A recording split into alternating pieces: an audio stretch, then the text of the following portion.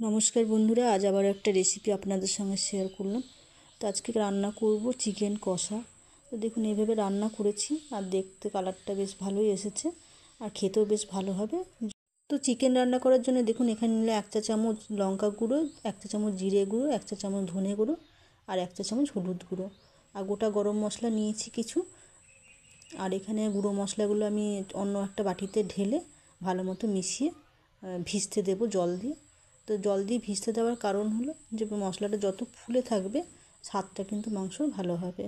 তো এখানে আমি গরম জল ব্যবহার করছি, ঠান্ডা জল ব্যবহার করছি না। গরম জলটা দেওয়ার কারণ হলো যে খুব তাড়াতাড়ি ভিজবে আর মশলার আসল স্বাদটা বেরিয়ে আসবে।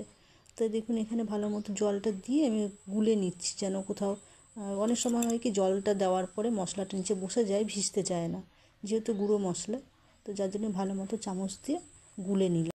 আর গোটা গরম মশলার মধ্যে ছিল বন্ধুরা 2 ধরনের এলাচ, বড় এলাচ, ছোটো এলাচ, দারচিনি, লবঙ্গ আর কিছু গোলমরিচ। তো হালকা গরম খোলায় ফেলে একটু গরম করে তুলে নিলাম, ভাজিনি খুব একটা। আর সর্ষের তেল ওই 150 গ্রাম মতো দিলাম, যেহেতু 1 কেজি মাংস। আর 200 গ্রাম পেঁয়াজ, তো পেঁয়াজটাকে তো একদম কুচিয়ে নিয়েছি। কুচিয়ে নেওয়ার পর তারপর তেলে ভেজে নেব। তো খুব একটা যে লাল করে ভাজবো ওই বেরেস্তে টাইপের সেরকম নয়, ব্যাস একটু লাল ধরে রং ধরে আসলেই তখন আমি মাংসটা দিয়ে দেবো। আর বন্ধুরা আপনাদের কাছে অনুরোধ করছি প্রথম থেকে শেষ অবধি রেসিপিটা দেখবেন, আশা করি ভালো লাগবে। এখানে দেখুন মাংসটা আমি ধুয়ে পরিষ্কার করে রেখেছিলাম, সেটা আপনাদের দেখায়নি ধোয়াটা, যেহেতু ভিডিওটা ভীষণ লম্বা হয়ে যাবে যার জন্য দেখানো হয়নি। তো দেখুন এখানে পেঁয়াজের সাথে আমি 5 মিনিট ভালো মতন মাংসটাকে কষে নেব। তো দেখুন কষা হয়ে গেছে 5 মিনিট।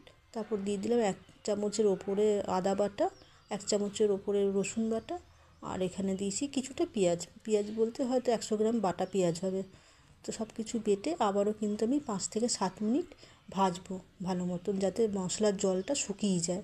এরপরে দিয়ে দিতে হবে বন্ধুরা যে মশলাটা আমি ভালো মতো গুলে রেখেছিলাম।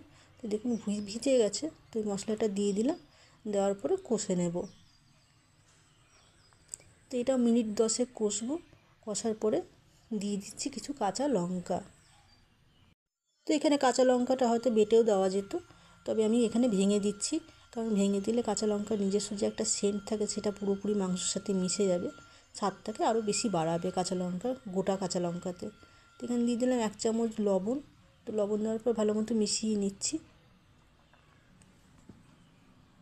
তো লবণটা পরে দিয়েছি, আগে যদি দিতাম তাহলে মাংসতে জল ছেড়ে যেত আর কষতে ভীষণ সময় লাগতো, তো যার জন্য পরে দিয়েছি। আর এখানে দেখলেন যে গোটা গরম মশলাটা মিক্সিতে ফেলে জল দিয়ে গুঁড়ো করে নিয়েছিলাম, সেটা দিলাম। আর পরে দিলাম আজিনা মটর। তো ওটা চিনি নয় বন্ধুরা, ওটা আজিনা মটর, তবে বেশি পরিমাণে দিলে মাংস খারাপ হয়ে যাবে, তাই 1 চামচের 4 ভাগের 1 ভাগ দিয়েছি 1 কেজি মাংসতে। এতে স্বাদটা কিন্তু ভীষণ ভালো হয় আর একটা অন্যরকম স্বাদ হয়। কখনো বাড়িতে বানিয়ে খেয়ে দেখবেন কেমন হয়। তো দেখুন এদিকে আমার মাংসটা হয়ে গেছে, তো নামিয়ে নিলাম। তো বন্ধুরা আজকের রেসিপিটা আপনাদের কেমন লাগলো, যদি ভালো লেগে থাকে তাহলে লাইক, কমেন্ট, শেয়ার করে দেবেন। আর যদি ইউটিউব থেকে দেখছেন তাহলে চ্যানেলটা সাবস্ক্রাইব করে নেবেন, আর ফেসবুক থেকে দেখলে পেজটি ফলো করে নেবেন। তো এরম আরও রেসিপি নতুনত্ব নিয়ে আসবো। আজকের মতো এখানেই শেষ করলাম ভিডিওটা, দেখা হবে আবার নতুনত্ব কোনো রেসিপি নিয়ে।